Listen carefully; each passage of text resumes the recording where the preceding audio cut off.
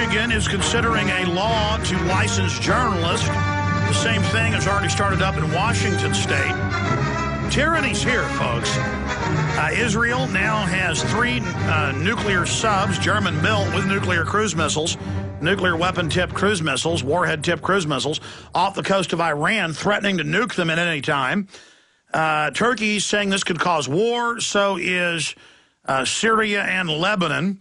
Turkey says they're dispatching warships with the next flotilla because a Turkish flag ship was attacked. It's an act of war, folks, like Ron Paul said. A blockade is an act of war. Gaza is sovereign. Again, folks, this isn't some macho talk or what side you're on, okay? I want to stop war. I don't hate Israel, okay? And I don't hate the Palestinians. The average person over there just wants to live in peace. And the Arab governments have done a lot to not let Gazans get out into Egypt and other areas. But look at Egypt. Can they take 1.5 million refugees on? But this attack, here's the $64 million question. Are the explosions and gunfire we hear rubber bullets, flashbangs, and tear gas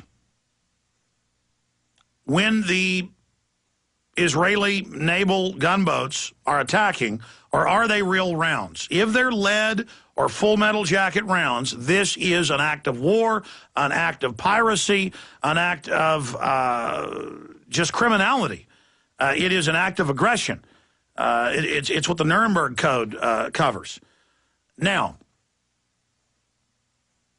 if they knew weapons were being shipped in, we're going to break and come back with Mike Rivero joining us video Skype. If they have absolute proof weapons were being brought into Gaza under international law, just like the 1961 Cuban Missile Crisis, they could go out in international waters and stop those ships. But it's very specific. They could fire across the bow. If they didn't stop, they could shoot the rudder off. But if they fired on anybody on that unarmed ship, it is a serious crime. Now, the Arab media did report that no one hit the Israelis or stabbed them. There's now stills and video shot by Al Jazeera, by Press TV, so by Arab-friendly media, Muslim-friendly media, showing them beating the commandos as they hit the deck. Now, if the Israelis were firing at them, even with flashbangs, those can kill you. What do you expect the people to do? I made the joke at the start of the show, a sick joke. It's really not even a joke. It's dark satire to illustrate something.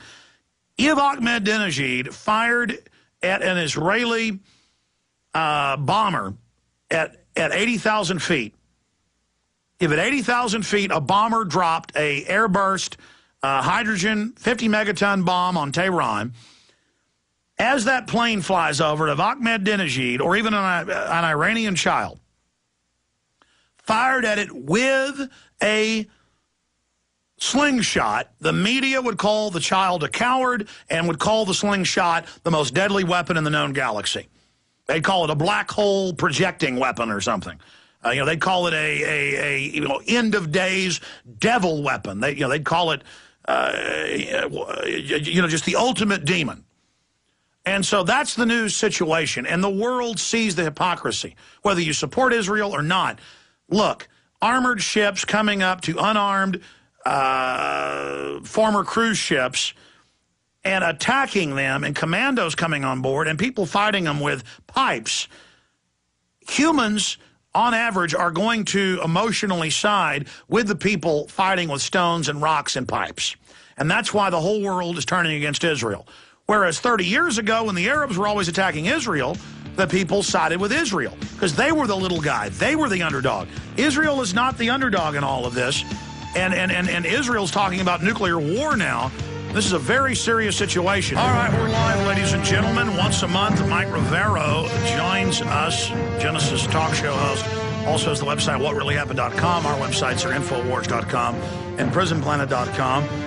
And he has really done a lot of research on the Israeli/Palestinian conflict, what's been happening in Gaza, what's been going on in Lebanon.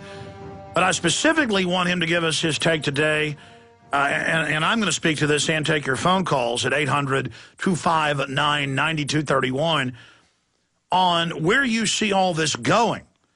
Because, a lot of people don't pay attention to what's happening in Israel. this tribal warfare has been going on for thousands of years between the Israelis and the Palestinians, and it's only intensifying, but people kind of get mentally worn out. They get exhausted, and they stop paying attention. But this is a new escalation with Turkey, not just Lebanon or Syria, the usual suspects threatening war or saying this could cause war, but Turkey. This was a Turkish-flagged former cruise ship attacked. Any way you slice it in international waters, and Turkey is angry, a top ally, along with the United States, of Israel. So a huge political shift here. And so we're going to be discussing that. And then coming up later, Michigan considers law to license journalists. This is in the Associated Press, Reuters, and Fox News. And what's scary is the media is reporting it like it's reasonable. And other states are moving as well to where I won't be able to be on the air. No, I have to have a government license. They have to approve. And that's what the New York Times and also many members of the White House are, Obama czars are saying, you have to be vetted. We have to decide, or we're going to put messages up on your website, government pop-ups that say stuff isn't true or that directs you to government or other media. Of course, that was in the news last week. We're kicking their hind ends. They are going to try this. So you better enjoy the internet while it's here.